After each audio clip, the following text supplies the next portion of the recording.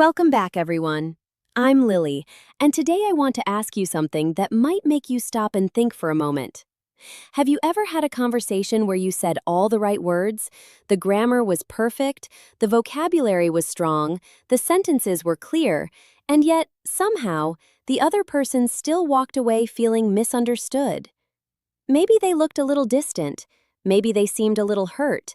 Maybe the conversation ended and you thought, wait, what just happened? If that has ever happened to you, I want you to know you are not alone. And today, we are going to talk about exactly why that happens, and more importantly, how to fix it. You have spent so much time mastering English fluency. You have studied grammar rules. You have built your vocabulary. You have practiced pronunciation until it felt natural. And that is incredible. That effort deserves real respect. But here is something that most English courses never tell you. And this is important, so stay with me. Fluency alone is not enough to truly connect with people. Think about that for a moment. You can speak English perfectly and still leave someone feeling completely alone in a conversation. Why? Because language is not only about words. Language is about emotion. Language is about connection. Language is the bridge between two human hearts. And if you do not know how to carry emotion across that bridge, the words you speak will land like stones, heavy, cold, and unmoved. Today, we are going to change that, together. In this lesson, I am going to take you far beyond basic communication. We are moving beyond polite phrases and textbook responses. We are going into the deeper, more powerful territory of emotional intelligence. How to use English not just to inform, but to connect. Not just to speak, but to truly reach another person. And not just to avoid conflict, but to actually resolve it in a way that makes your relationships stronger afterward. Imagine your next difficult conversation going differently. Imagine the other person feeling truly heard by you. Imagine yourself knowing exactly what to say when emotions are running high, when someone is frustrated, when a misunderstanding is threatening to become something bigger. Imagine walking away from that conversation with the relationship not just intact, but deeper than before. That is what today's lesson is about, and I promise you, by the time we reach the end of this video, you will have a completely new relationship with the English language. Not just as a tool for communication, but as an instrument for genuine human connection. Here's what we are going to cover today. First, we are going to explore the art of active validation, what it really means to make someone feel heard, and the specific English phrases that do that beautifully. Then, we will build your de-escalation toolkit, the words and sentence structures that calm a tense situation rather than inflame it.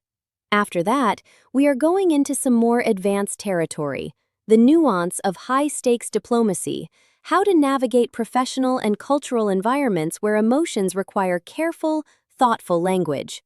Then we will talk about the psychology of conflict recovery, what you say after a difficult moment to rebuild trust and repair the relationship. And finally, we will bring it all together with practical, real-world application, because I want this lesson to live in your daily life, not just in your notes. This is going to be one of the most important English lessons you have ever taken, not because it will make your grammar perfect, but because it will make your connections real. Are you ready? Let us begin. Imagine you have a friend. Let's call her Sarah. Sarah comes to you one afternoon and she is clearly upset. She has had a terrible day at work. Her manager criticized her in front of the whole team. She felt humiliated and invisible. She sits down across from you and she starts telling you what happened. Now imagine two different versions of how you respond. In the first version, you listen carefully and then you say, "Well, these things happen. I'm sure your manager didn't mean it personally. You should probably just move on and focus on the positive." In the second version, you listen carefully and then you say, "I can really see how upsetting that must have been for you. Being criticized in front of everyone, that would make anyone feel humiliated. I'm really glad you told me." Now, the words in both responses are grammatically correct. The English is fine in both cases. But tell me, in which version does Sarah feel truly heard? In which version does she feel like you actually understand what she went through? The second one, right? Without a doubt. But why? Why does the second response feel so different, even though both responses use simple, clear English? The answer is active validation. And understanding what active validation really is, that is where everything changes. Most people think that when someone is upset, the goal is to fix the problem, to offer a solution, to find the silver lining, to say something that makes the bad feeling go away. And I understand that instinct. It comes from a good place. We care about people. We want to help them feel better. But here is what most people do not realize. When someone is in emotional pain, they do not need a solution first. They need to feel understood first. They need to know that their feelings make sense. They need to feel that they are not alone in what they are experiencing. That is what validation means. Validation is the act of communicating to another person, "Your feelings are real. Your feelings are reasonable. I see you." And when you do that, when you genuinely validate someone's emotional experience before you do anything else, something powerful happens. The other person relaxes. Their defenses come down. They feel safe with you. And from that place of safety, real conversation can happen. Real problem solving can happen. Real connection can happen. Now, I want to be clear about something because this is a point that often gets misunderstood. Validation does not mean agreement. Validation does not mean you think the other person was right in every detail of what they are describing. Validation simply means, "I hear you. I see how you felt. Your emotional experience makes sense to me." You can validate someone's feeling without endorsing every choice they made. You can say, "I understand why you felt angry," without saying, "Everything you did was perfect." These are different things. This distinction is incredibly important, especially in English, because English-speaking cultures, particularly in professional and international settings, have a tendency to conflate emotional support with agreement. And when people worry about that, they sometimes pull back from validation entirely, afraid that if they say, "I understand why you're frustrated," the other person will take it as complete endorsement of their position. But when you understand the difference, you are free to validate fully and authentically. And that is when your communication becomes truly powerful. Now, here is something I want you to notice. There is a big difference between generic validation and specific validation. And most people, even native English speakers, stay stuck in the world of generic validation. Generic validation sounds like this. "Oh, that's tough. I'm sorry to hear that. Yeah, that sounds hard. I know what you mean." Now, are these responses bad? No. They are not unkind. They are not wrong. But they are also not particularly powerful. They do not make the other person feel deeply understood. They are surface level. They are filler. They show sympathy, but they do not show that you have truly heard the specific details of what the other person shared with you. Specific validation is completely different. Specific validation requires you to actually listen, not just to the facts of what happened, but to the emotional content of what the other person is sharing. It requires you to identify, name, and reflect back the specific feeling that the other person seems to be experiencing. Let me show you the difference. Someone says, "I worked so hard on that project for 3 months, and then my colleague took all the credit for it in the meeting." Generic validation. "Oh, that's really unfair. I'm sorry." Specific validation. 3 months of your work and none of that was acknowledged in the meeting. I can completely understand why you feel so invisible and unappreciated right now. That kind of situation would be deeply frustrating for anyone. Do you feel the difference? The specific validation shows that you heard the details. It names the emotions: invisible, unappreciated, frustrated. It connects those emotions back to the specific situation the person described. It tells the other person, "I was listening, not just to the story, but to you." And that feeling of being truly listened to, is one of the most powerful gifts one human being can give to another. And you can give it through language, through English, through the specific, intentional words you choose. One of the most effective techniques in active validation is something called linguistic mirroring. This is a technique where you reflect back to the other person the specific words or phrases they used to describe their experience. Why does this work? Because when you use someone's own words, it sends a very clear signal. I heard exactly what you said. I did not interpret it, translate it, or change it. I received your words as you gave them to me. This is psychologically very powerful. It creates a sense of being deeply understood. Let me show you how linguistic mirroring works in practice. Imagine someone says, "I feel completely overwhelmed by everything at home. There's just too much, and I feel like I'm drowning." A response with linguistic mirroring might sound like this. It sounds like you are really overwhelmed, like there is just too much coming at you from every direction. And that feeling of drowning, like you can barely keep your head above water, that sounds exhausting. I can hear how much you're carrying right now. Notice what happened there. I used the word overwhelmed, their word. I used the image of drowning, their image. I did not substitute my own vocabulary. I received their language and reflected it back. And by doing that, I communicated, "I heard you, specifically, your words, your experience." Now, here is an important subtlety. Linguistic mirroring is not about mechanical repetition.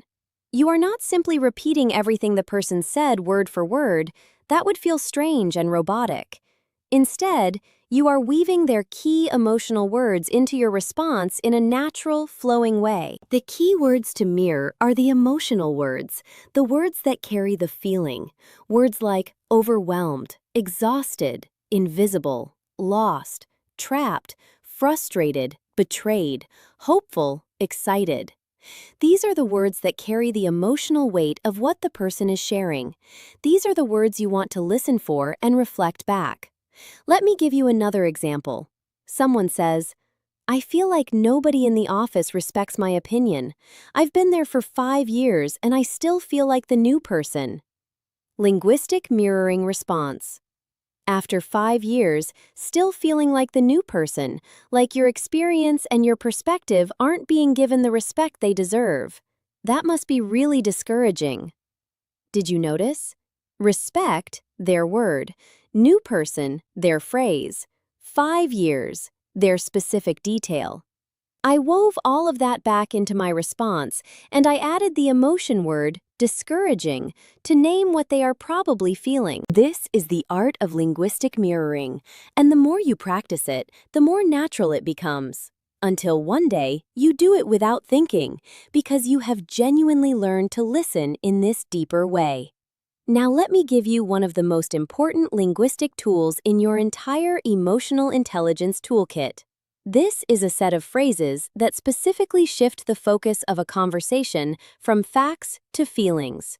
Because in most conversations, especially difficult ones, people talk about facts. They talk about what happened, who did what was said.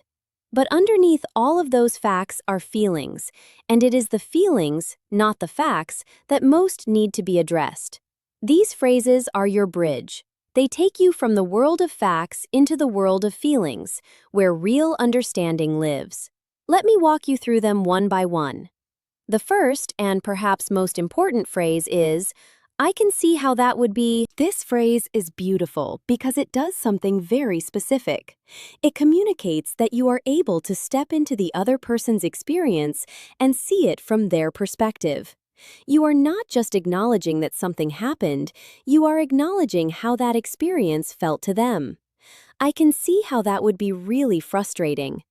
I can see how that would feel completely overwhelming. I can see how that would make you question yourself. I can see how that would be hurtful. Notice the structure. I can see how that would be, and then you name the feeling.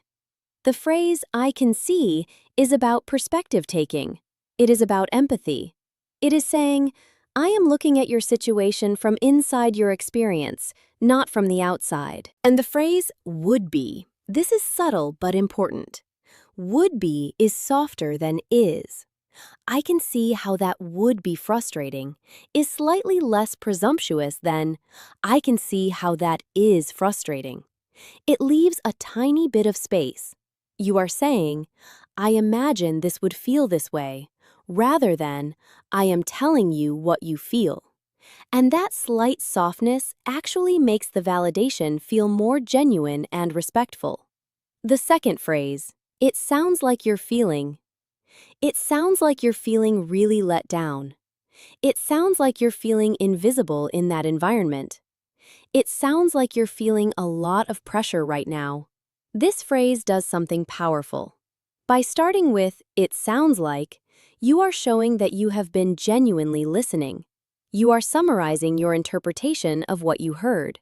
And by saying, you're feeling, you are focusing entirely on the emotional experience of the other person. One more beautiful aspect of this phrase, it invites correction. Because you are offering an interpretation, it sounds like, the other person can say, well, not exactly. It's more that I feel. And that invitation to correct you, to clarify, to go deeper, that is incredibly valuable. It shows that you are not projecting your assumptions onto them. You are listening and checking.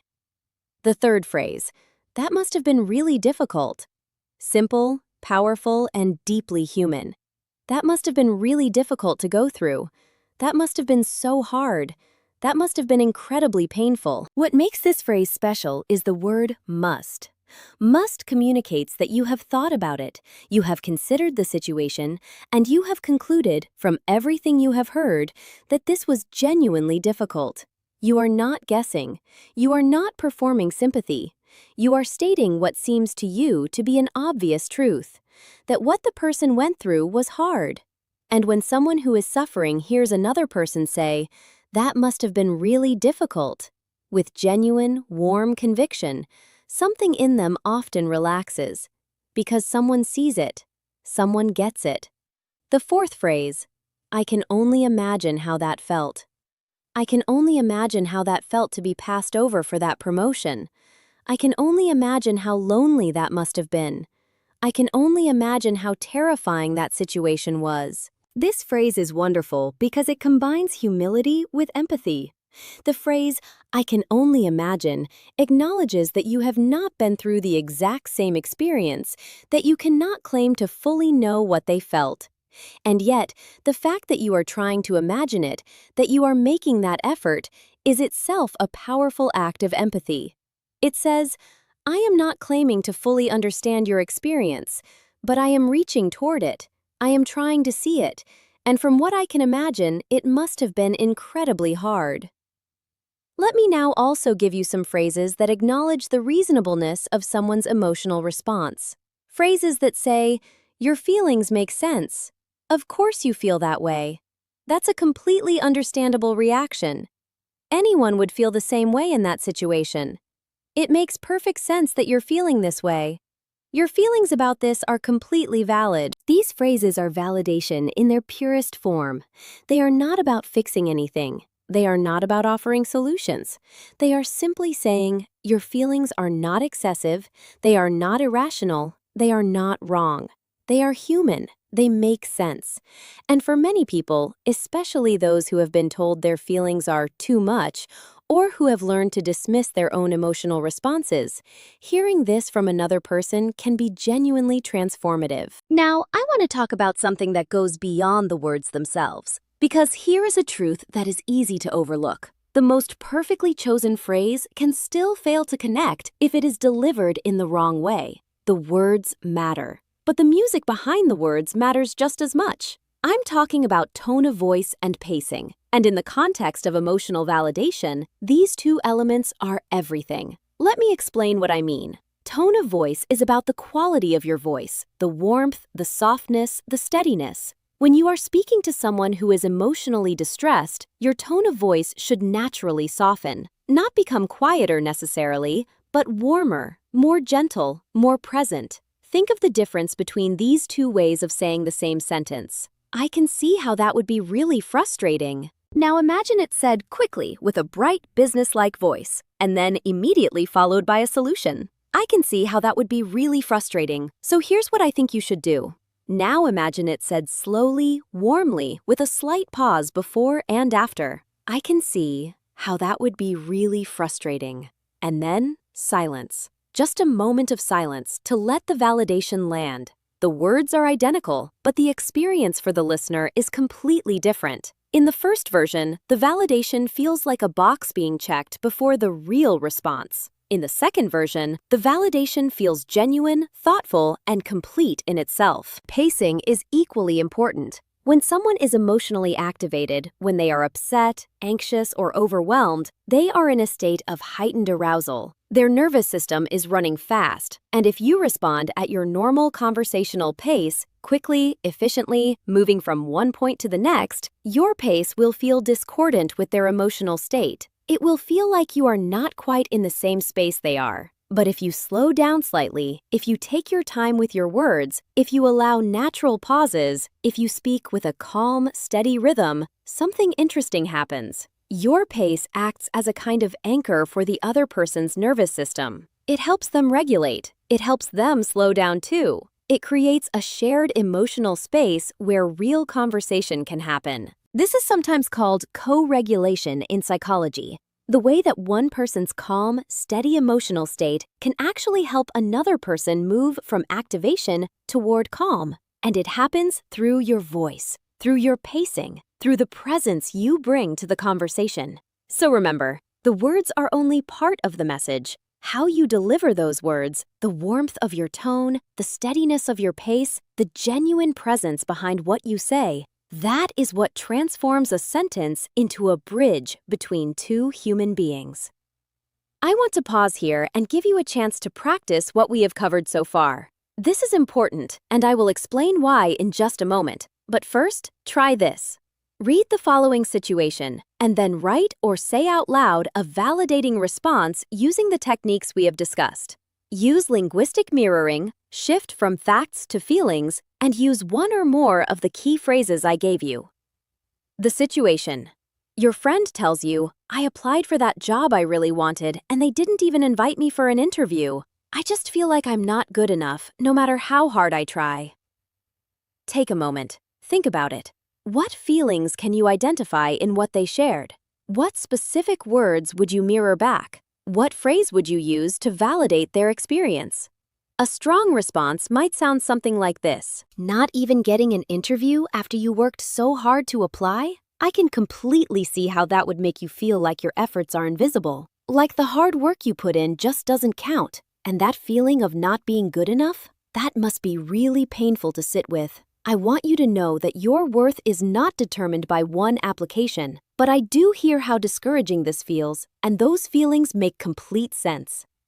Notice, I mirrored good enough and tried hard. I named the feeling of invisibility. I validated the discouragement. I offered the tiniest reassurance, but only after the validation was complete.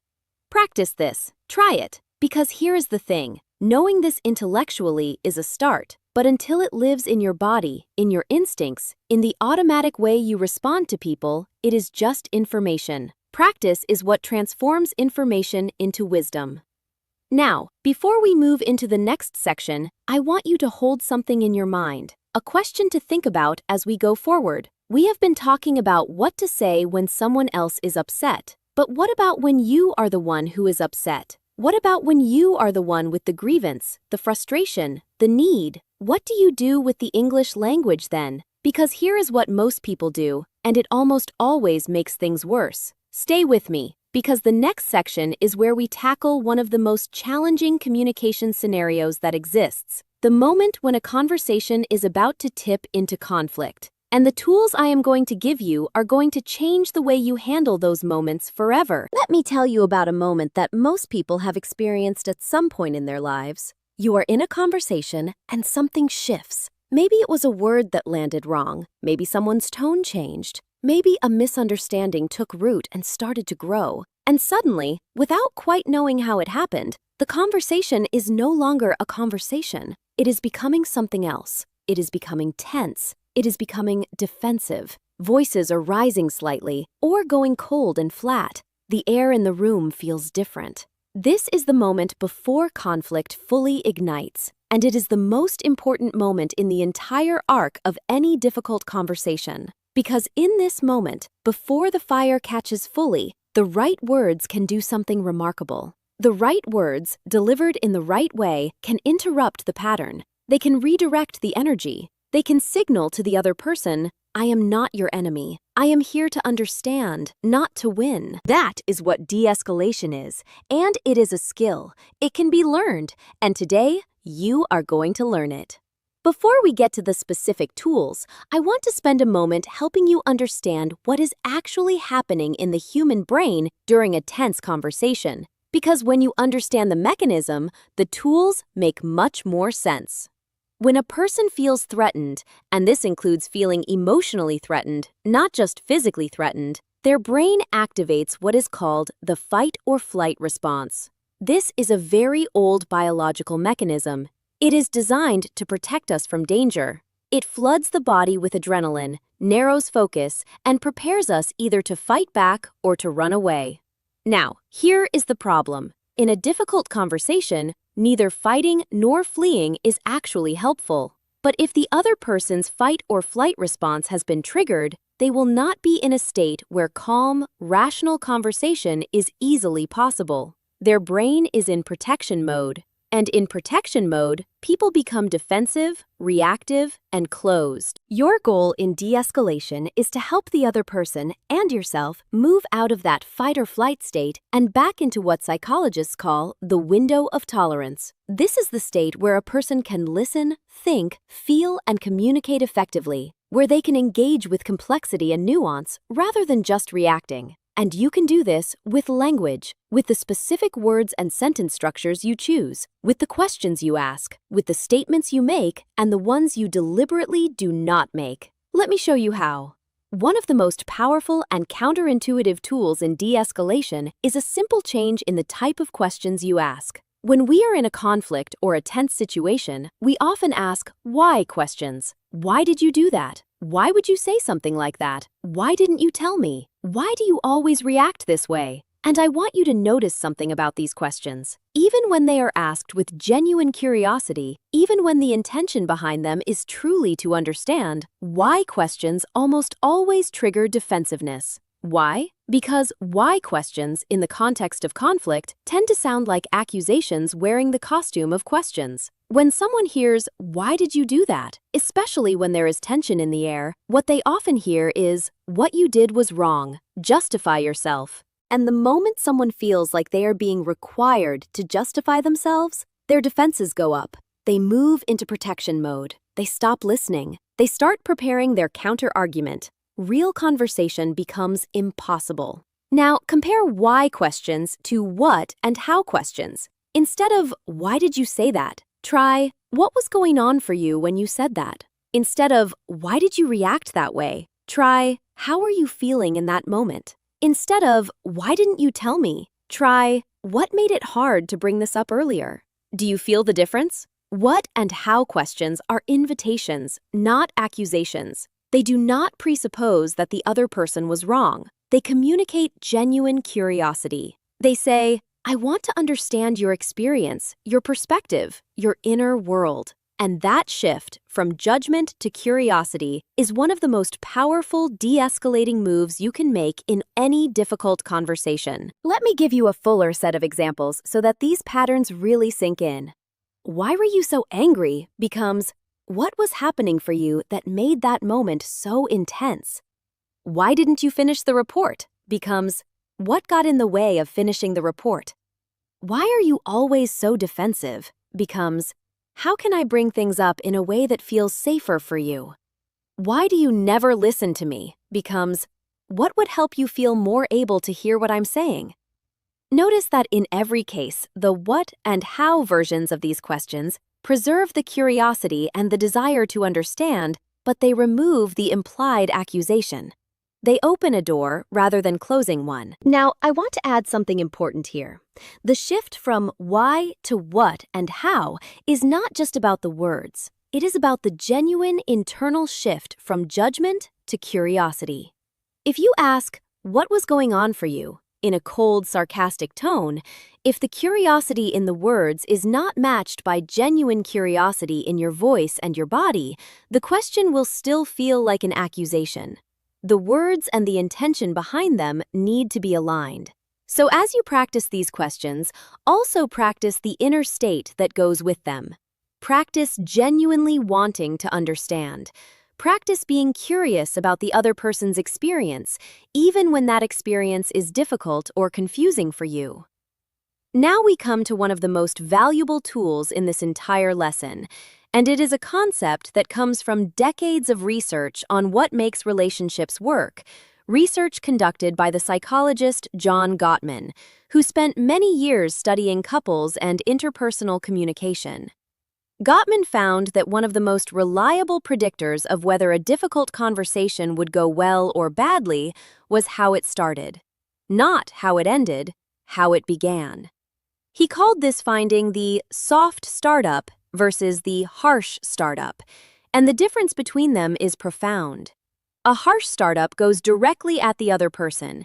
It typically begins with "you," and it blames, criticizes, or attacks. It might sound like, "You never take my feelings seriously. You always do this, it's so frustrating. You completely ignored what I said in the meeting today. You're being completely unreasonable." A harsh startup activates the other person's defenses immediately. It triggers fight or flight. It says, "You are the problem." And once someone hears that, once they feel accused, the conversation is already off to a bad start, and getting it back on track becomes very, very difficult. A soft startup does something completely different. It starts with the speaker's experience rather than the other person's behavior. It expresses a concern or a need without blaming or attacking. It begins from a place of vulnerability rather than accusation. And in English, a soft startup often sounds like this. "I've been feeling a little disconnected lately, and I wanted to talk about it. I noticed something in our conversation yesterday, and I'm hoping we can talk about it. I've been sitting with something for a while, and I'd love to share it with you when you're ready.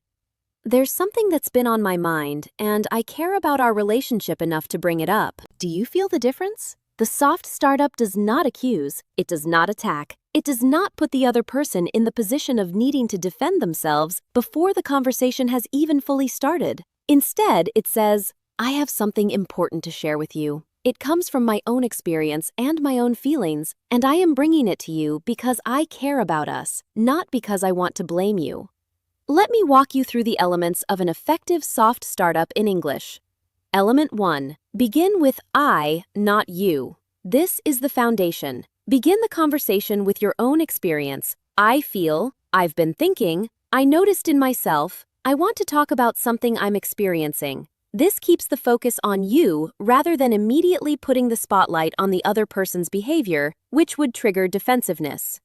Element 2. Describe the situation objectively before you describe your feeling. "When I hear that the meeting was rescheduled without a conversation with me first," this is a factual description, not "when you disrespect my time by rescheduling without telling me." That is already an interpretation and an accusation. Describe the observable event first, as neutrally as possible. Element 3. Name your feeling. "I feel overlooked." "I feel a little hurt." "I feel uncertain about where things stand." Use "I feel" followed by an emotion word, not "I feel like you don't care." That is not a feeling, that is a thought about the other person. A genuine feeling statement is, "I feel hurt," or "I feel confused," or "I feel disappointed." Element 4. Express the positive need behind the feeling. This is the most important part, and it is often left out. Every difficult feeling points toward an unfulfilled need. If you feel overlooked, your need is to be included and respected. If you feel hurt, your need is to be treated with care. If you feel confused, your need is for clarity and communication. When you name your positive need, you give the other person something constructive to respond to. Instead of defending themselves against an accusation, they can think about how to meet a need. That changes the entire dynamic of the conversation. So, the full soft startup might sound like this. I wanted to bring something up with you, and I really hope we can talk about it openly. When I found out about the schedule change after the fact, I felt a bit overlooked, like I hadn't been part of the conversation. What I really need is to feel included in decisions that affect my work, and I know that's something we can figure out together. Let me break that down. I wanted to bring something up with you, and I really hope we can talk about it openly. Soft, non-threatening opening. When I found out about the schedule change after the fact, neutral, factual description.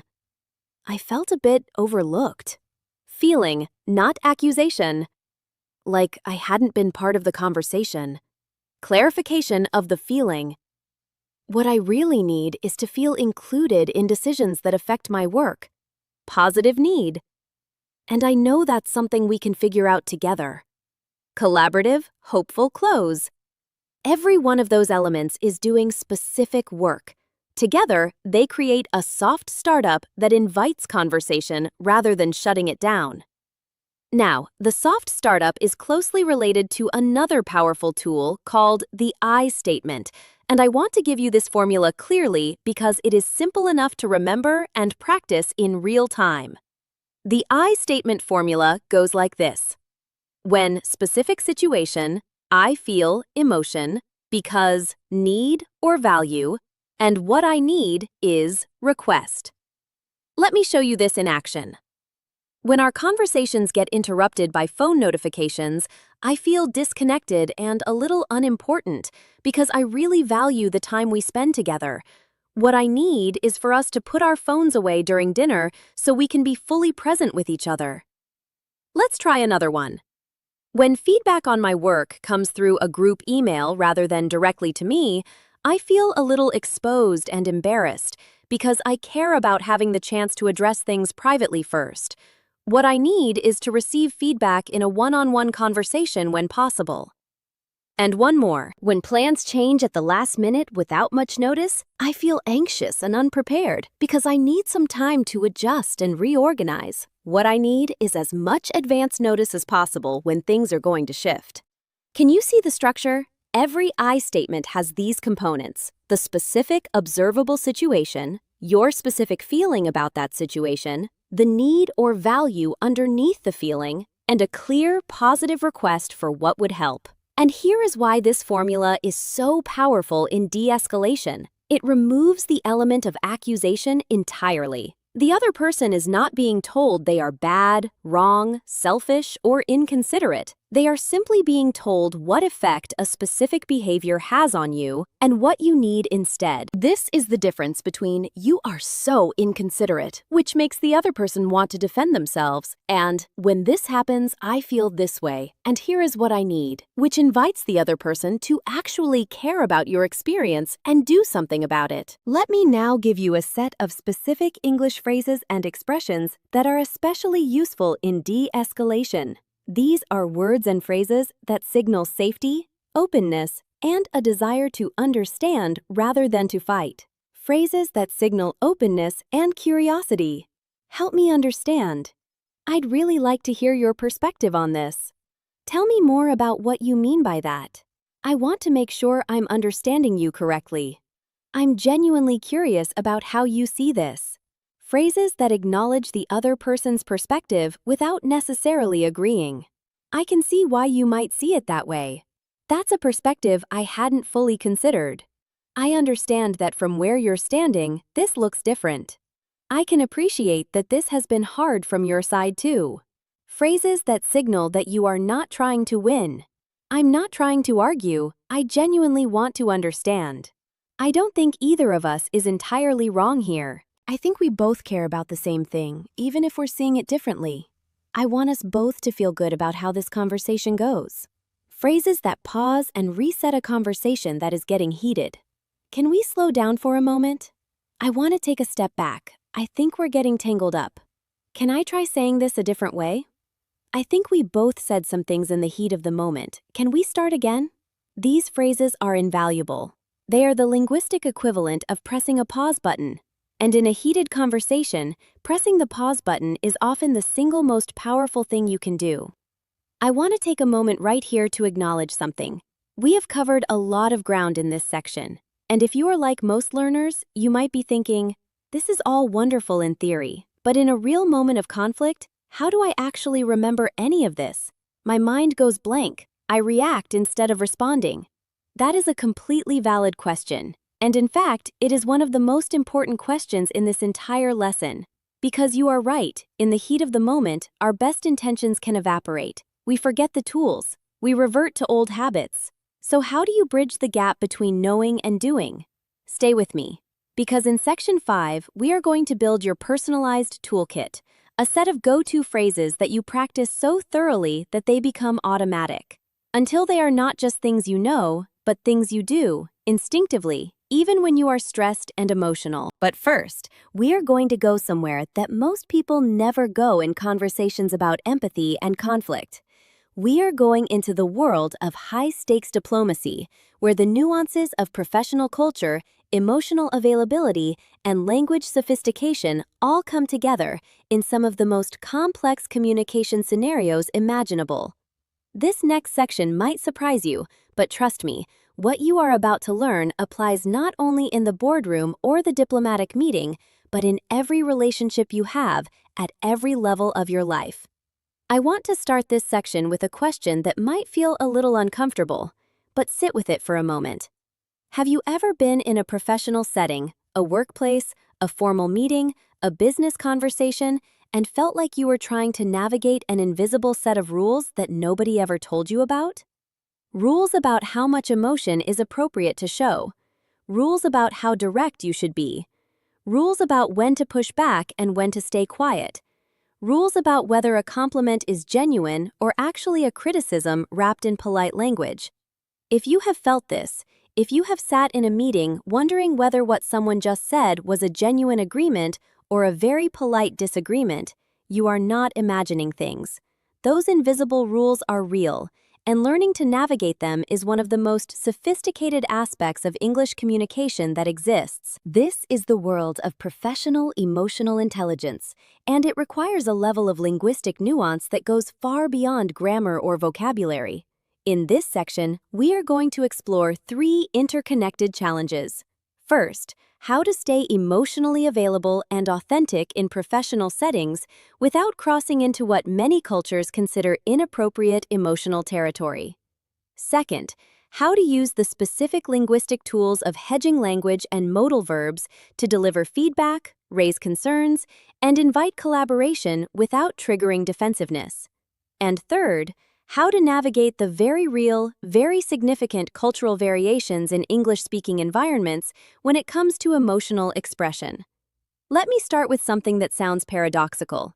In most professional environments, the expectation is that people will be professional, meaning composed, objective, and focused on facts and outcomes.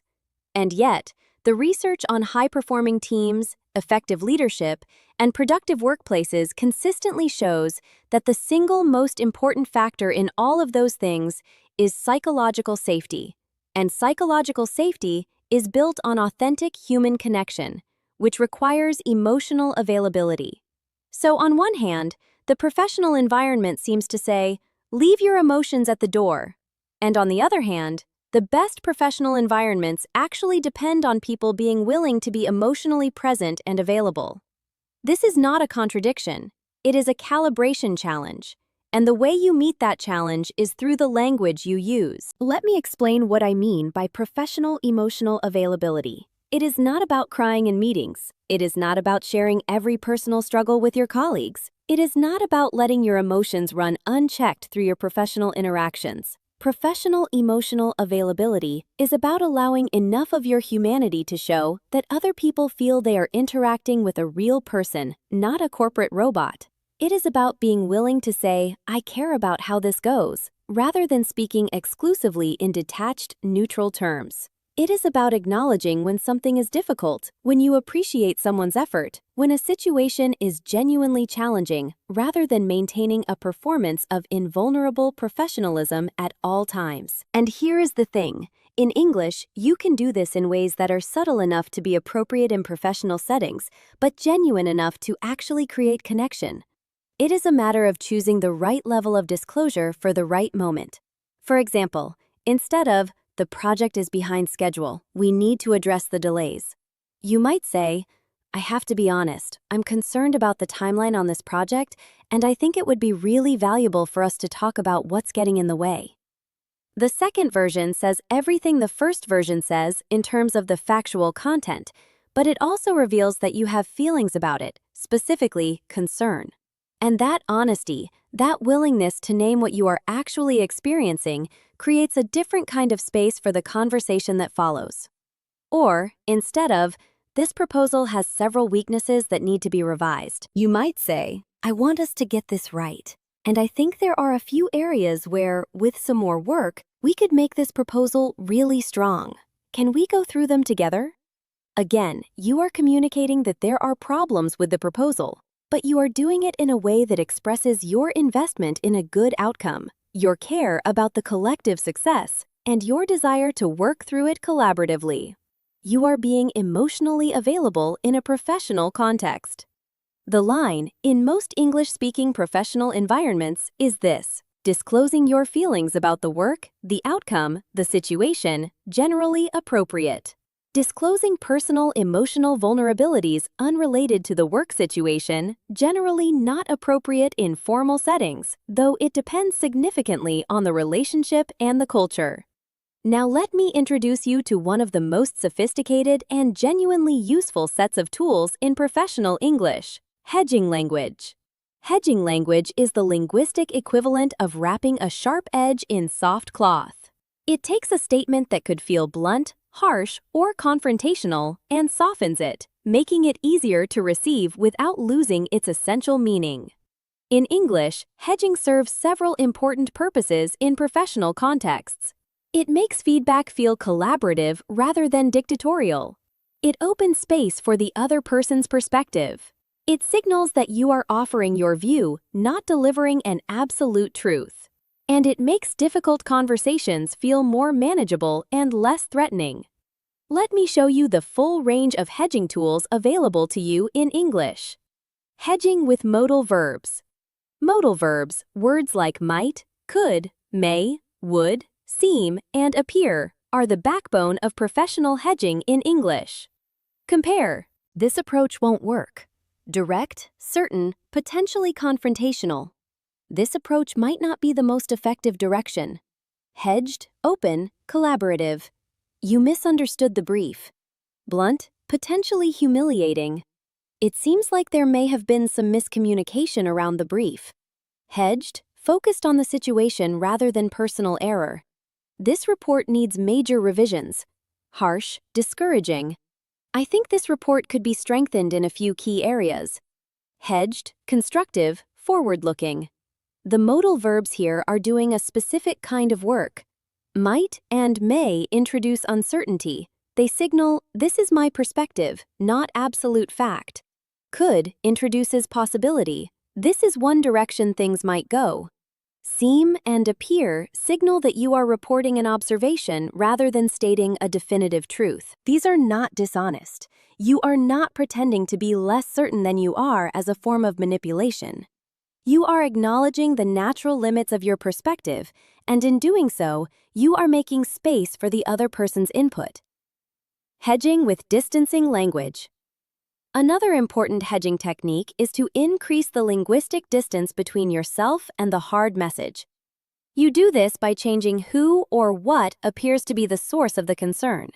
Instead of, "I think this is wrong," try, "There might be some questions raised about this approach." Instead of, "I disagree with this plan," try, "Some stakeholders might find this plan challenging to get behind." Instead of, "This doesn't meet our standards," try, "There are a few areas where this might not yet fully meet the team's expectations." In each case, you are moving from, "I say X about you," to, "There exist concerns about X," making the feedback feel more like a shared challenge to address than a personal verdict from one person to another. Hedging with qualifying phrases. A third set of hedging tools involves qualifying phrases, introductory language that frames your statement as one perspective among many. In my experience, from where I'm standing, one thing that strikes me is, I could be wrong about this, but it's possible I'm missing something, but I'm wondering if, for what it's worth, my sense is, I'm not certain, but I'd wonder whether. These phrases do not weaken your message. They wrap it in epistemic humility, the acknowledgement that you are one person with one perspective and that you are sharing your view openly while remaining genuinely open to other perspectives. In high-stakes professional environments, this combination of clear communication and epistemic humility is enormously powerful. It makes you sound thoughtful and intelligent, not uncertain or weak. It signals that you are someone who thinks carefully before speaking, and it makes your statements genuinely easier to receive and engage with. Let me now specifically zoom into modal verbs as tools for inviting collaboration, because in the context of conflict resolution and difficult feedback, they are especially powerful. When you are trying to resolve a disagreement or address a problem, the modal verbs could, might, would, and should create very different emotional tones.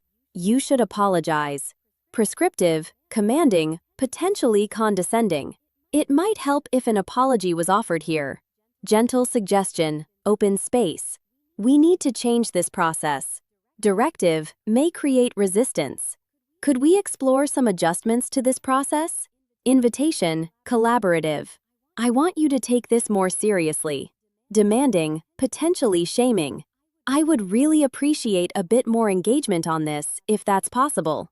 Request, warm. Notice how the modal verbs soften the directive quality of a sentence while preserving its essential meaning.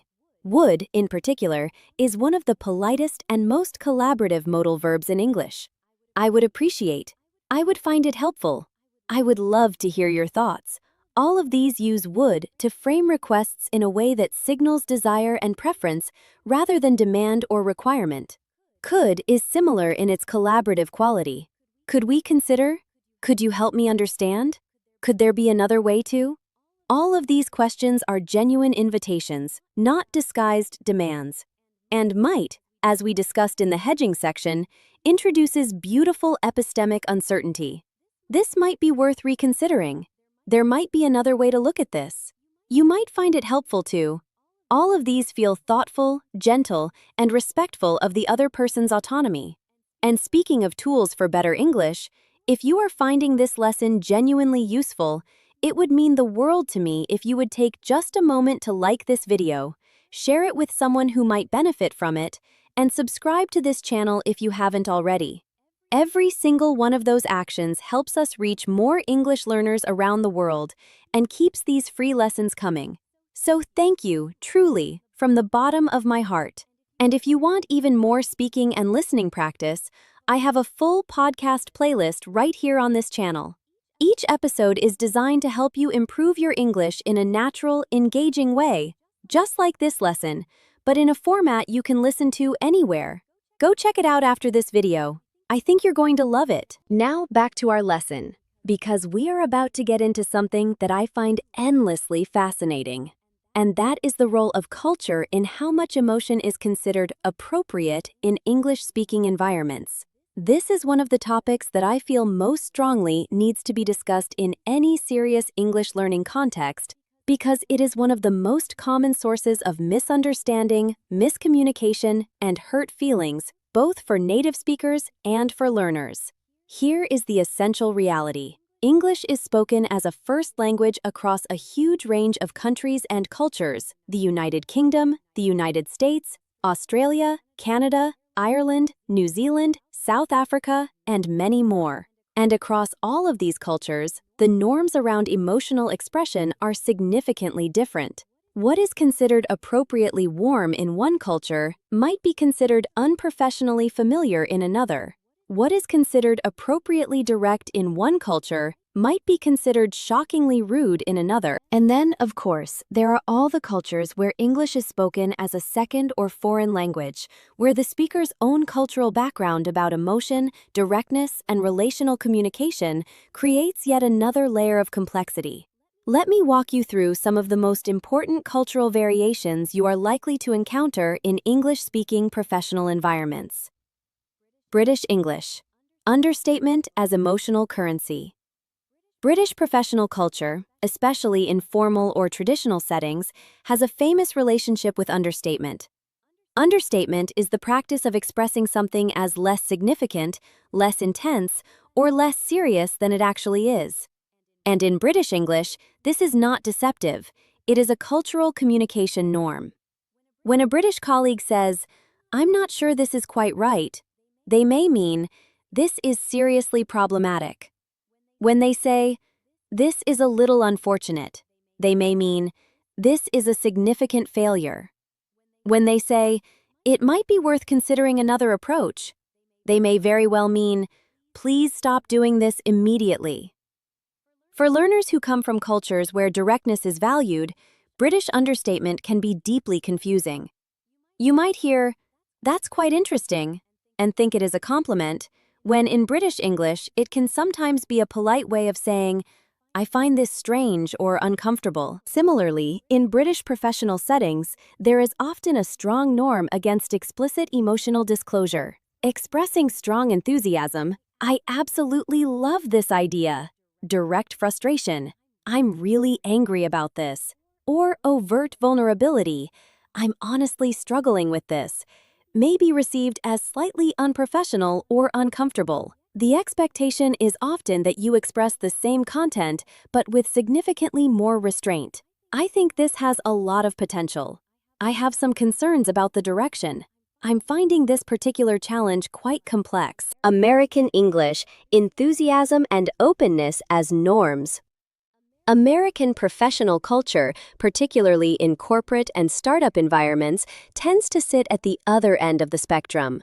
Enthusiastic, warm, and relatively direct communication is generally expected and valued. "I love this! This is amazing! I'm so excited about where this is going." These expressions of positive emotion are normal, even in professional settings. American professional culture also tends to be more comfortable with explicit expressions of personal connection, gratitude, and even vulnerability than British culture. "I want to be honest with you" is a common and valued phrase.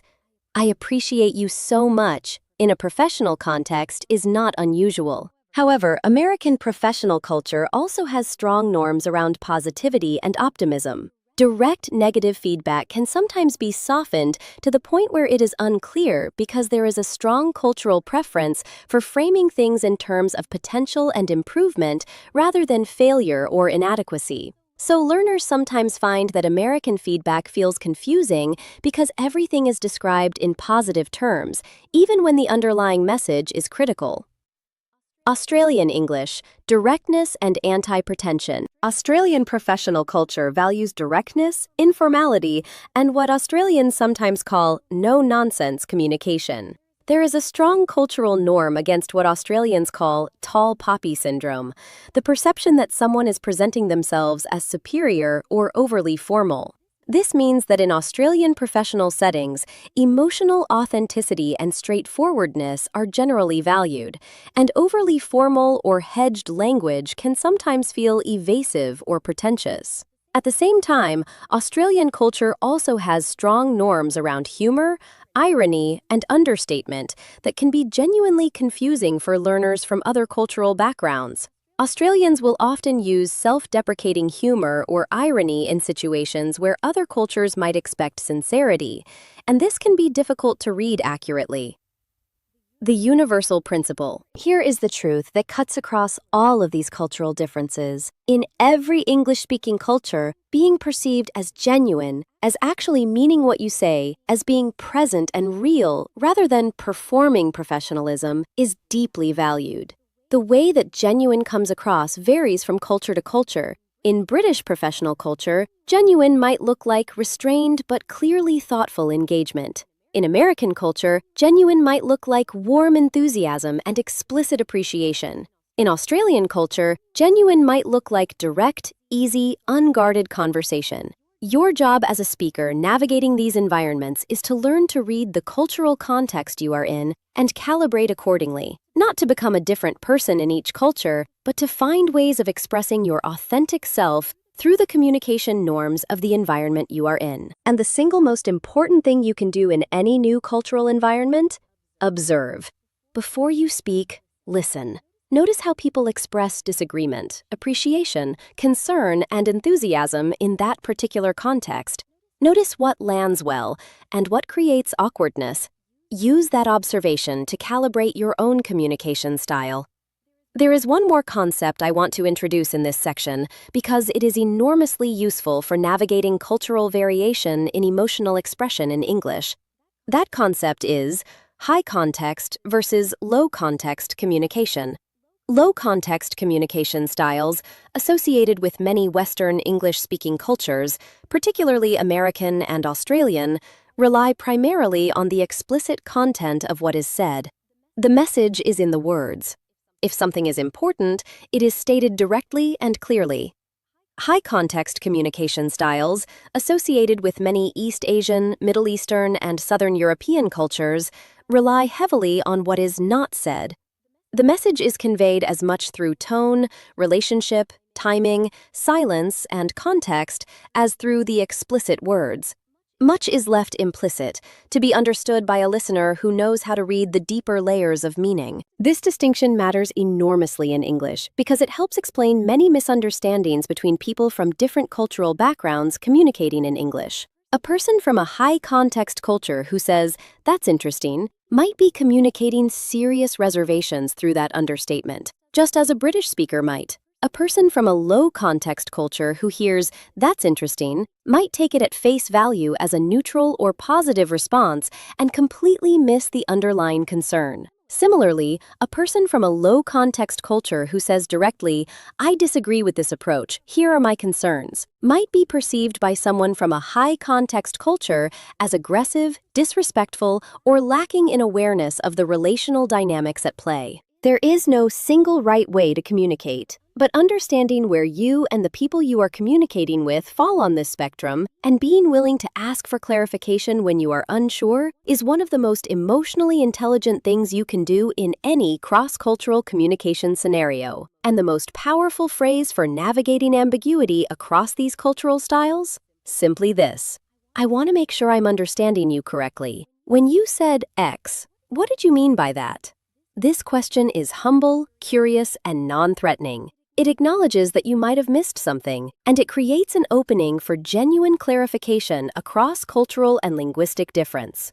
Let me pause here and challenge something that I suspect many of you have heard before. You may have been told in English classes, in communication workshops, in business training, that the goal is to be clear and direct, that the most effective communication is the most explicit communication, that vagueness is always a weakness. That advice is not wrong, but it is incomplete, and in some cultural contexts, it is actively misleading. The most effective communication is not always the most explicit. Sometimes, the most effective communication is strategically indirect. Sometimes, what you don't say speaks louder than what you do. Sometimes, leaving space for the other person to draw their own conclusion, to come to their own realization, to feel that they have understood rather than been told, is the most powerful communication strategy available. And recognizing when to be direct and when to be indirect, when to state and when to suggest, when to tell and when to invite, that is not a weakness.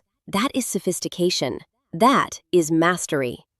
In the next section, we are going to talk about something that most people find even more challenging than delivering difficult feedback.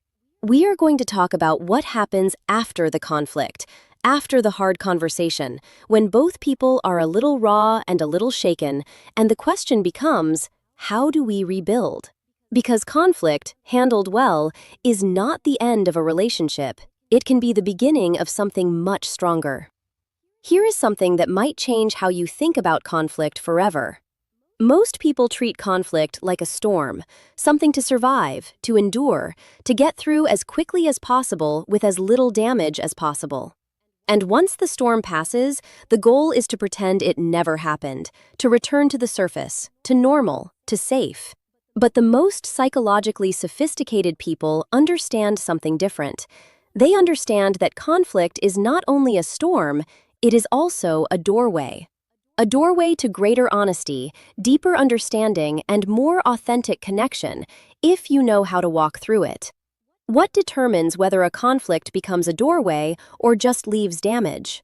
Two things: how you handle the heat of the moment, which we have been talking about throughout this lesson, and how you handle the aftermath, the recovery, the repair. And it is the repair that we are going to focus on now. When most people think about conflict in relationships, whether professional or personal, they focus almost entirely on avoiding conflict or managing conflict in the moment. And those are important skills, which is why we have spent so much time on them today.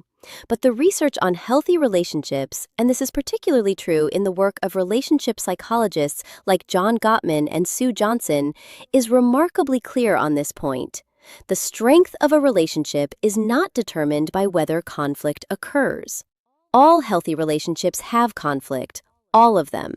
Conflict is a natural, inevitable consequence of two people with different perspectives, needs, and experiences sharing space and time together. The strength of a relationship is determined by how well the people in that relationship repair after conflict, by how effectively they come back together after a rupture, by how successfully they transform a moment of disconnection into a renewed sense of connection and mutual understanding. In other words, repair is not optional. Repair is the heart of relational health. And in English, repair has its own specific vocabulary, its own specific grammar, its own specific emotional logic. And that is what we are going to explore right now. One of the most powerful and subtle shifts you can make in the aftermath of a conflict is a shift in your pronouns, specifically a shift from I and you to we.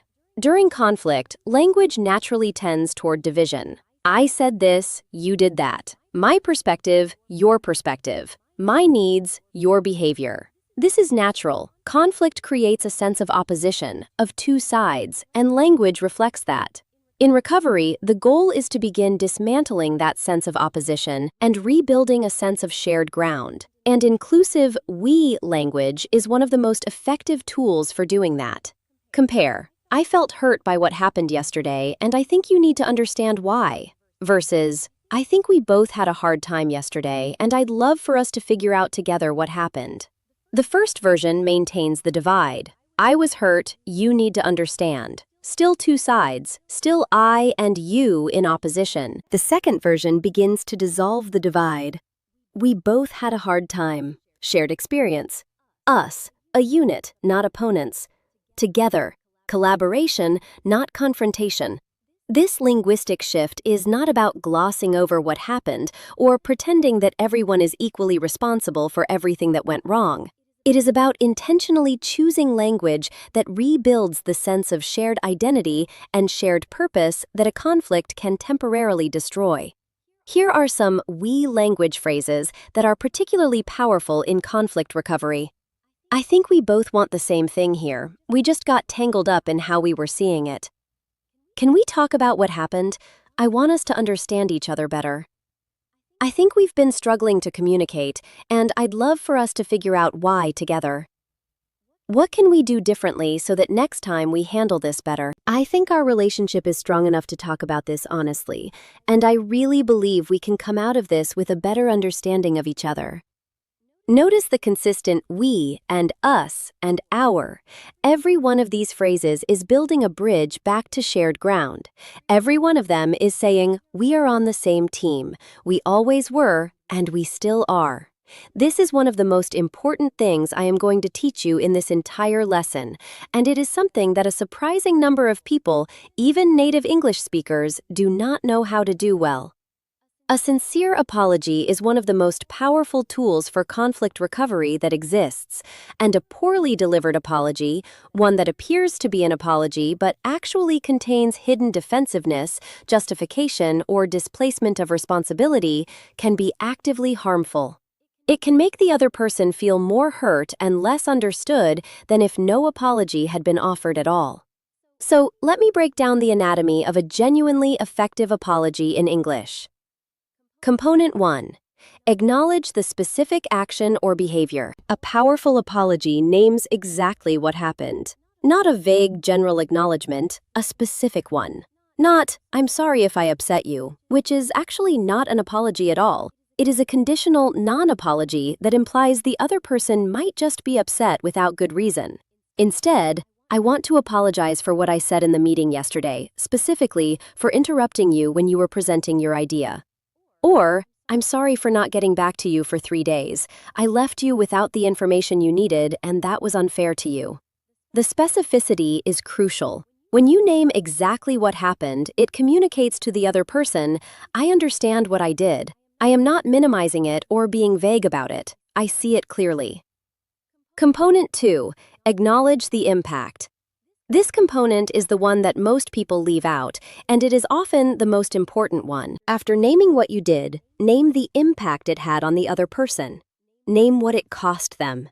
Name how it made them feel, to the best of your understanding. "That interruption made you feel like your contribution wasn't valued. I can see how that would have been frustrating and demoralizing, especially in front of the whole team. Not hearing from me for 3 days must have left you feeling stuck and unsupported when you needed clear direction. I'm genuinely sorry for putting you in that position." When you acknowledge the impact, when you show that you understand the consequences of your actions on another person, it sends a signal that you are not just apologizing to make yourself feel better. You are apologizing because you genuinely care about how your actions affected them. And that is what transforms an apology from a social ritual into a genuine act of accountability. Component Tribe. Take clear, unqualified responsibility. This is where most apologies fail. This is where the hidden defensiveness slips in. A real apology contains no "but," no "however," no "I only said that because you," no "I'm sorry, but you have to understand that from my perspective." All of those phrases introduce a justification for the behavior, and the moment you introduce a justification, you have essentially said, "My behavior was understandable given the circumstances." And what the other person hears is, "My feelings about what happened are therefore not entirely valid." A clear, unqualified apology sounds like this: "I take full responsibility for that. There is no justification for how I spoke to you, regardless of how stressed I was feeling. That's not how I want to treat you." Or, "I own this completely. I should have communicated sooner, and I didn't. That's on me." These statements are not easy to say. They require a degree of genuine humility and courage, but they are far more powerful than any hedged or qualified version, and they lay the groundwork for real repair. Component 4. Make a genuine commitment to change. The final component of a powerful apology is a forward-looking statement about what you intend to do differently. Without this, an apology is a description of the past. With it, an apology becomes a promise about the future. "I'm going to be much more mindful about this going forward. When I notice myself getting stressed in meetings, I'm going to work harder to stay present and let others speak. I'm setting reminders for myself so that I don't leave you waiting more than a day for a response. Communication is too important to let slip like that again." These commitments do not have to be elaborate. They just have to be honest. And the more specific they are, the more credible they feel. So the full, powerful apology sounds like this: "I want to apologize for interrupting you in the meeting yesterday. When I did that, it sent the message that what you were saying wasn't important. And I can only imagine how frustrating and demoralizing that must have felt, especially in front of everyone. That's not the kind of colleague I want to be, and there's no excuse for it. I take full responsibility, and going forward, I'm going to be much more conscious of creating space for your voice because your contributions genuinely matter to me." That apology is complete. It is specific, it acknowledges impact, it takes clear responsibility, and it commits to change. That is the kind of apology that actually repairs something. One of the challenges many learners face around apology is that it can feel threatening to take full responsibility. There can be a fear that acknowledging you were wrong makes you seem weak or invites further criticism or somehow diminishes your standing in the relationship. But here is what I want you to understand. Genuine, graceful accountability is not weakness. It is one of the most powerful signals of emotional maturity and relational strength that a person can send.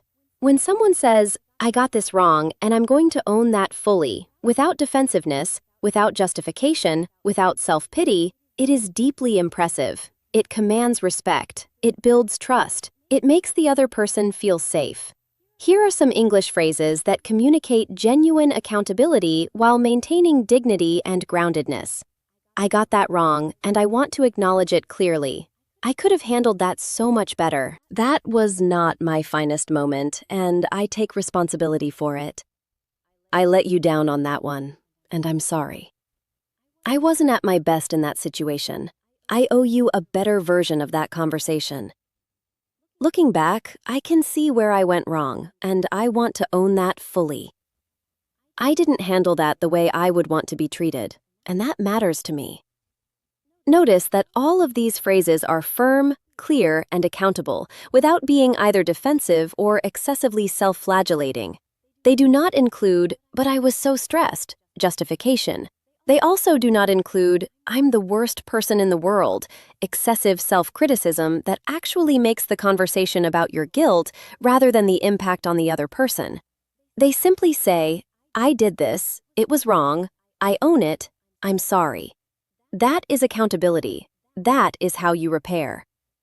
I want to close this section with a concept that I think is one of the most important ideas in modern workplace research and interpersonal psychology: psychological safety.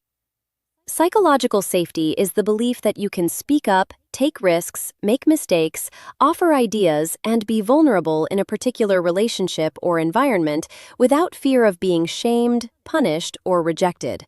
And research by Amy Edmondson at Harvard Business School has shown that psychological safety is the single strongest predictor of high-performing teams.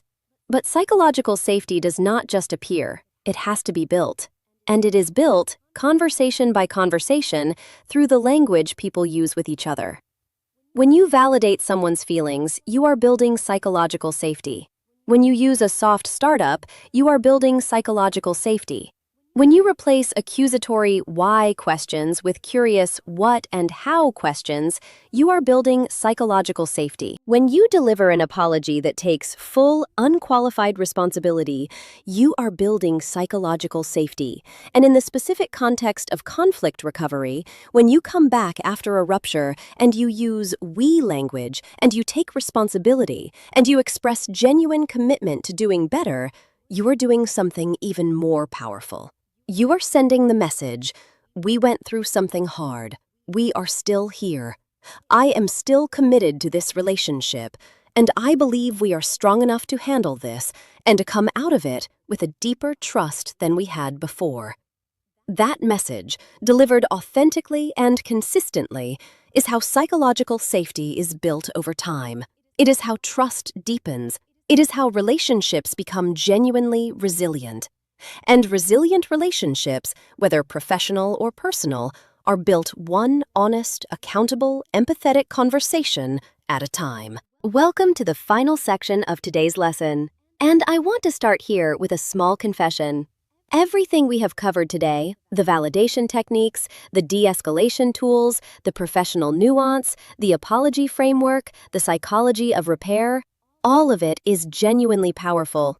And all of it is genuinely useless if it stays in your head and never makes it into your actual conversations. Information without application is just information. What we want, what I want for you, is transformation. A real, lasting change in the way you communicate in English with the people in your life. And that kind of transformation does not happen through knowing. It happens through practice, through repetition, through the gradual, beautiful process of taking something you understand intellectually and turning it into something your body knows instinctively. So in this final section, we are going to do 3 things. First, I am going to walk you through a high-pressure scenario in detail, showing you exactly how empathetic phrasing versus neutral, logical phrasing changes the outcome. Second, I am going to help you build your own personalized bank of go-to expressions.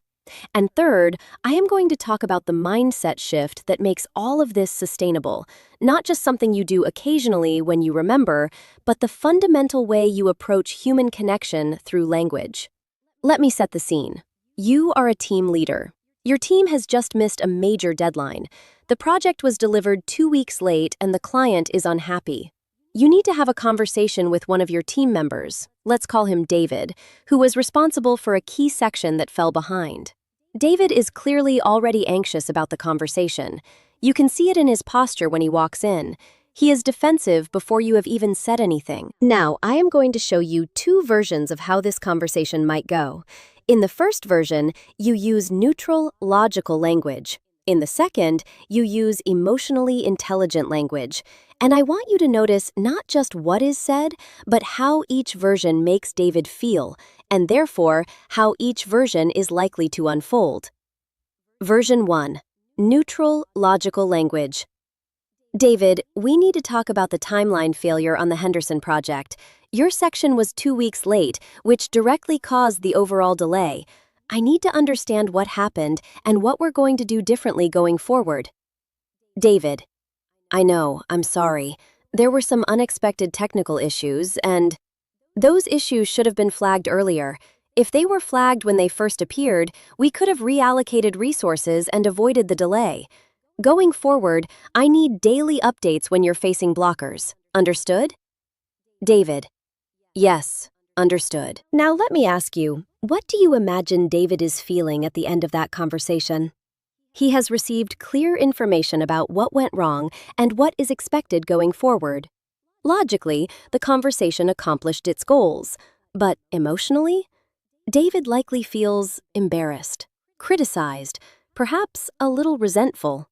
He probably did not feel that his experience, the stress of the unexpected issues, the effort he put in despite the setbacks, was acknowledged or valued at all. He walked in anxious and he walked out feeling worse. And that emotional residue will color every interaction he has with you for weeks to come. More significantly, in version 1, what did you actually learn about what happened? Nothing, really. David tried to explain about unexpected technical issues, and you cut across that explanation to tell him what he should have done. You did not actually understand what happened. You just communicated what you expected going forward. That means the same problem could easily happen again. Version 2. Emotionally intelligent language. David, thanks for coming in. I know this is probably not an easy conversation to have, and I want you to know that I genuinely want to understand what happened, not to assign blame, but because I want us to figure out together how we can support you and the team better going forward. I appreciate that. Honestly, there were some unexpected technical issues that really blindsided me in week 3. Tell me more about that. What did those issues look like when they first came up? We discovered that the integration between the 2 systems wasn't compatible in the way we'd assumed. It required a complete re-architecture of that section. I spent about 5 days just trying to find a workable solution. 5 days on what amounted to starting over, I can see how that would have been incredibly stressful, especially knowing that the clock was still ticking on the overall timeline. What made it hard to surface that issue earlier? I want to understand the barrier there. David, honestly, I kept thinking I was about to crack it. I didn't want to raise an alarm about something I felt like I was about to solve. In hindsight, I should have flagged it sooner. I appreciate your honesty about that. And actually, I wonder if some of that is partly on me. Have I created an environment where raising problems early feels risky? Like it might be seen as a sign of struggle rather than a sign of good communication? David, honestly, a little bit, yes. That's really important feedback, and I'm grateful you said it. So here's what I want us to think about together. What would help you feel more comfortable surfacing blockers early? What do you need from me to make that feel safe? Now tell me, what do you imagine David is feeling at the end of this conversation? He has been genuinely heard. His experience has been acknowledged. He has been invited to be honest about something difficult, the barrier to communicating problems earlier, and he was able to be honest. And the conversation has ended not with a top-down directive, but with a collaborative question about what he needs. Most significantly, you now actually understand what happened. The technical issue was real and serious, and there is a systemic communication problem, a fear of surfacing problems early, that you have discovered was partly created by your own leadership style. That is enormously valuable information. Information you never would have uncovered in version 1. Which version moved the situation forward? Which version built trust and safety? Which version made it more likely that David will communicate openly with you in the future? The answer is clear. And the difference, the entire difference, was the language. The questions, the validation, the we framing, the invitation to honesty. Now, let me help you build your own toolkit, what I call your expression bank. This is a personal collection of go-to phrases in English that you have practiced enough that they are available to you automatically, even in emotionally charged moments. The goal is not to memorize scripted responses. The goal is to have enough fluency with the range of emotionally intelligent English expressions that you can draw on them naturally when you need them. Let me organize these for you by situation. When someone is upset or distressed, I can see this has been really hard for you.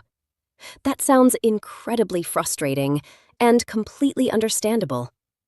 I hear you, and I want you to know that makes sense. Take all the time you need. I'm here. That must have been such a difficult thing to deal with. I can only imagine how exhausting that's been. It sounds like you've been carrying a lot. I'm really glad you told me. I didn't fully realize what you were going through. When you need to raise a concern without triggering defensiveness, there's something I've been wanting to bring up, and I really hope we can talk about it openly. I noticed something, and I want to share my perspective on it. I'd love to hear yours, too. I care about our working relationship, which is why I want to be honest about something. Can I share something that's been on my mind? I want to make sure I'm seeing it clearly. I'm wondering if we could talk through something that I think might be affecting us both. When a conversation is getting tense, can we slow down for just a second? I want us to figure this out together. I think we might be talking past each other. I'm not trying to argue. I genuinely want to understand your perspective. Let me try saying that differently because I don't think I expressed it the way I meant. I think we both care about this, and I'd love for us to find a way through it together. Could I ask you something? I really want to understand how you're seeing this. When you are trying to understand someone better, what's going on for you in this situation? Help me understand, what does this feel like from your side? I want to make sure I'm hearing you correctly. When you say X, do you mean Y? What would help you feel better about this? What do you need from me right now? Is there something I'm missing in how I'm seeing this? When you need to apologize. I want to apologize, specifically for X. That was not okay, and I take full responsibility. I got that wrong, and I want you to know I understand why it hurt. I didn't handle that the way I should have. I'm sorry. I let you down, and I own that completely. What I said was unfair, and I regret it. I want to do better. When you need to offer feedback constructively. I think this has a lot of potential, and I'd love to talk about a few areas where it could be even stronger. There's something I'm noticing that I think might be worth discussing. Can I share it? From my perspective, one thing that might help here is X, but I'd love to hear your thoughts on it. I could be wrong, but I'm wondering if X might be creating some challenges. What do you think?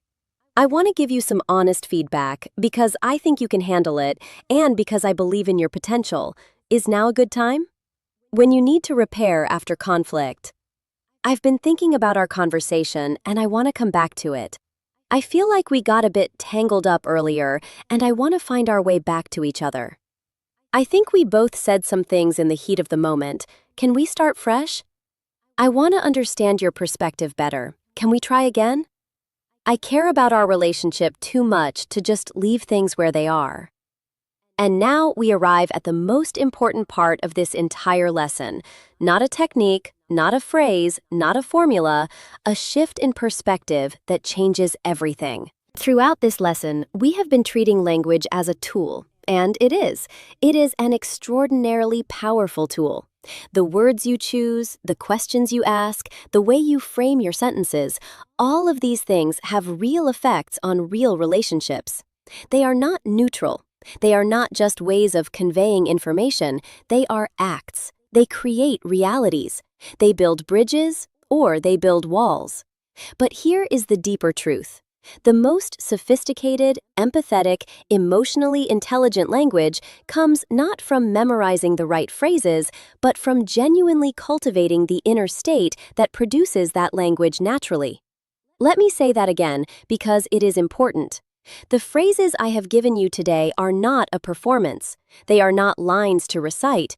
They are expressions of a genuine inner orientation, an orientation toward other people that is curious rather than defensive, empathetic rather than transactional, committed to connection rather than to winning. When you genuinely want to understand someone, what was going on for you comes naturally. When you genuinely care about how your actions affected another person, I can see how that would have felt, comes naturally. When you are genuinely committed to the health of a relationship, let's figure this out together, comes naturally. The phrases are the expression of the inner state, and the good news is they also reinforce the inner state. By practicing empathetic language, even when you have to think about it consciously, even when it does not feel fully natural yet, you are also practicing empathy itself. The practice of the words gradually builds the habit of the heart. This is the mindset shift I want you to make. From seeing English as a system of grammar and vocabulary to seeing English as an instrument of human connection. From seeing language as something you produce to seeing language as something you share. From seeing communication as something you do to people to seeing it as something you do with people. When language becomes a genuine expression of your desire to connect, to understand, and to care, it stops being a skill you have to think about and starts being a natural extension of who you are. And that, in the end, is what emotional intelligence in English really means. I want to close this section with something practical for your life beyond this video. Emotional intelligence in English, like any sophisticated skill, is not something you master once and then have forever. It is a practice, an ongoing, daily practice. And like all practices, it deepens with time, with attention, and with genuine commitment. So here are 5 practices I want to invite you into, 5 things you can do every single day to continue developing your emotional intelligence in English. Practice 1. Listen to understand, not to respond. In your next conversation, make a conscious choice to listen not for the facts, but for the emotion underneath the facts. What is this person feeling? What do they need? Let that be the primary focus of your listening. Practice 2. Name feelings out loud. When you notice an emotion in yourself, or when you think you detect one in another person, name it. Either in your internal dialogue, I notice I'm feeling defensive right now, or aloud with the other person, it sounds like you might be feeling a little frustrated. Am I reading that right? The act of naming emotions makes them more manageable and more communicable. Practice 3. Pause before responding in difficult moments. Before you respond in a tense or emotionally charged conversation, take one breath. Just one. And in that breath, ask yourself, what is the most empathetic response I can give right now? That single breath can be the difference between a reactive reply and a thoughtful one. Practice 4. Review and reflect. At the end of each day, take 5 minutes to think about your most significant conversations. Were there moments where you could have listened more deeply, where you could have validated more genuinely, where a why question might have been replaced by a what or how? Where a harsh startup could have been softer. This kind of reflective practice builds awareness faster than almost anything else. Practice 5. Give yourself grace. This is perhaps the most important practice of all. You will not get this right every time. Nobody does. Even the most emotionally intelligent people have moments where they react rather than respond, where they miss the emotion behind the words, where they say something that lands harder than intended. What matters is not perfection. What matters is the commitment to try again, to come back, to repair when needed, to keep growing. Give yourself the same grace and patience that you would offer to someone you deeply care about. You are learning. You are growing, and the very fact that you care about communicating with more empathy and intelligence, the very fact that you are here, watching this, taking this seriously, means you are already doing something remarkable. If you have made it this far in this lesson, truly, from the bottom of my heart, thank you. Creating content like this takes a tremendous amount of love and effort, and knowing that it is reaching people who genuinely want to grow and improve makes all of it completely worthwhile. If this lesson has been helpful to you, I have a small favor to ask. Please take just a moment to like this video, share it with someone in your life who you think would benefit from it, and subscribe to this channel so you never miss a new lesson. Your support genuinely matters, and every share helps us reach English learners all over the world who are looking for exactly this kind of content. And before you go, if you want more English listening and speaking practice in a natural, relaxed format, please check out our podcast playlist right here on this channel. It is full of lessons designed to help you improve your English in a way that feels natural and enjoyable, perfect for listening on your commute, during a walk, or anytime you want to immerse yourself in English without it feeling like studying. I think you are going to love it. We have covered extraordinary ground today, and before I let you go, I want to bring it all together one final time, not as a list of things to remember, but as a coherent vision of what we have been building toward.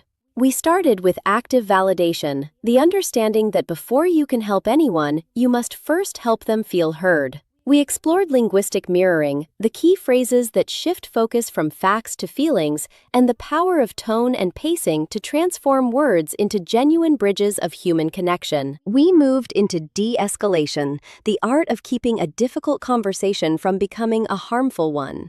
We replaced why questions with what and how questions that signal curiosity rather than accusation. We learned the soft startup, the practice of raising concerns from a place of vulnerability rather than attack. And we built fluency with the I statement formula, a structure that expresses your needs clearly while removing the element of blame. We explored high-stakes diplomacy, the sophisticated territory where professional norms, cultural expectations, and personal authenticity all need to be held in balance. We built fluency with hedging language and modal verbs that deliver difficult messages with grace. And we developed sensitivity to the very real cultural variations in how emotion is expressed in English-speaking environments. We dove deep into the psychology of conflict recovery, the recognition that conflict, handled well, is not an ending but a beginning. We built our vocabulary for inclusive we language that rebuilds shared ground after rupture. We learned the anatomy of a truly sincere apology, one that names what happened, acknowledges the impact, takes full responsibility, and commits to change. And we talked about the profound power of building psychological safety, conversation by conversation, choice by choice. And finally, we brought all of it into the real world through scenario analysis, through building your personalized expression bank, and through the most important lesson of all, the mindset shift from language as performance to language as genuine human connection.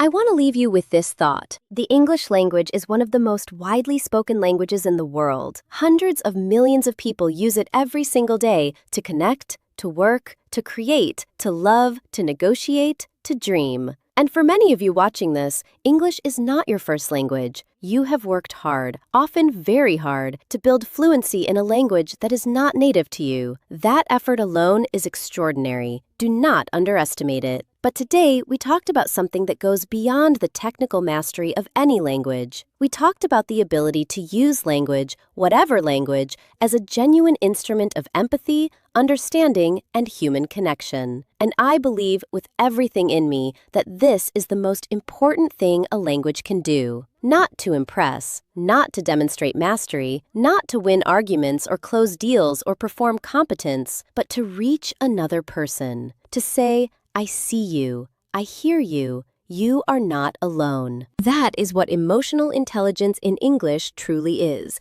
and it is now yours. Every conversation you have from this point forward is an opportunity to practice what you have learned today. Every moment when someone shares something difficult with you, that is an opportunity to validate, to listen, to mirror, to be genuinely present. Every moment when a conversation begins to tip toward conflict, that is an opportunity to de-escalate, to ask curious questions, to use a soft startup, to choose connection over being right.